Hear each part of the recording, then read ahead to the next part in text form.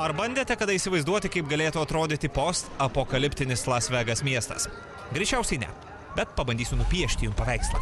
Apgriuvusi tarsi Cheopso Liuksoro viešbučio piramidė, Eifelio viešbučio bokštas su nulūžusia viršūne ir vaiduokliai pavirtę kiti prabangus viešbučiai. Būtent tokius vaizdus siūlo naujausios Fallout dalies New Vegas kūrėjai. O mes pridedame, kad šį žaidimą verta išbandyti tikrai ne vien tik dėl blizgėsi praradusio Las Vegas paveikslo. Naujausiai žaidimo dalis yra išlaikiusi visas gerasias Fallout tradicijas. Čia randame gana įdomią centrinę istoriją. Tiesa, ji nėra tokia stipri kaip Fallout 3, joje gerokai mažiau intrigų ir surprizų, tačiau situaciją gelbsti pašalinės užduotys. O taip jų čia tikrai daug. Ir patikėkite, kai kurios yra tokios įdomios, kad žaisdamas tiesiog pradedi jausti pagarbą jas sumaščiusiems žmonėms.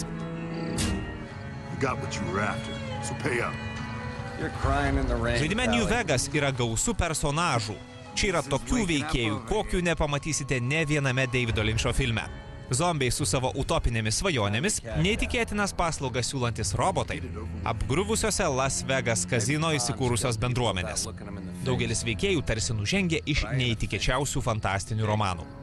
New Vegas yra tikras RPG. Jį bežaisdami ne kartą prisimenėme The Elder Scrolls 4 Oblivion. Naujajame Fallout yra netgi daugiau pasirinkimų nei legendinėme Bethesda kūrinyje.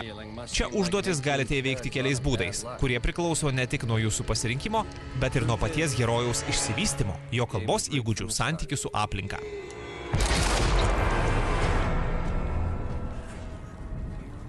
Kaip vykdysite užduotis priklausys tik nuo jūsų. Tyrinėdami seniai apleistą muziejų galėsite kauti su robotų pulkais arba tiesiog pavogti identifikacinę kortelę, su kuria po muziejų vaikščiosite visiškai ramiai ir turbūt nemokamai. Viena didžiausių žaidimo naujovių yra ta, kad čia, kaip beje jau ir minėtame Oblivion, galite priklausyti tam tikroms frakcijoms. Jų požiūris į jūs priklausys nuo to, ar stengsite šioms organizacijoms padėti, ar veiksite prieš jas. Beje, šie pasirinkimai atsispindės ir visoje žaidimo aplinkoje. Tai, su kuriomis pusėmis bičiuliausitės, įtakos ir kokias užduotis galėsite atlikti. Be to, bendradarbiaudami su tam tikromis frakcijomis turėsite ir atsargiai vaikščioti gatvėmis, mat padaugės norinčių savo trofėjų kolekciją įtraukti ir jūsų galvą. Laimiai, New Vegas galite rasti specialios aprangos ir šarvų, kurių dėka paslėpsite priklausomybę alijansams.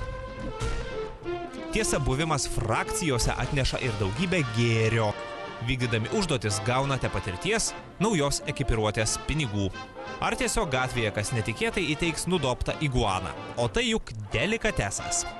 Fallout serijos žaidimai visuomet garsėjo savo puikiu garsu.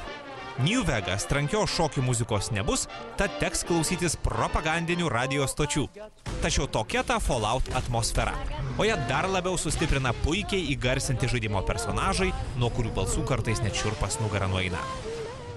Apibendrinti šiuo atveju galima labai paprastai ir aiškiai. Fallout New Vegas yra dovana visiems mėgstantiems tokius RPG, kuriuose galima laisvai tyrinėti pasaulį ir kur viskas priklauso nuo paties žaidėjo pasirinkimo. Na ir žinoma, yra dovana visiems Fallout gerbėjams.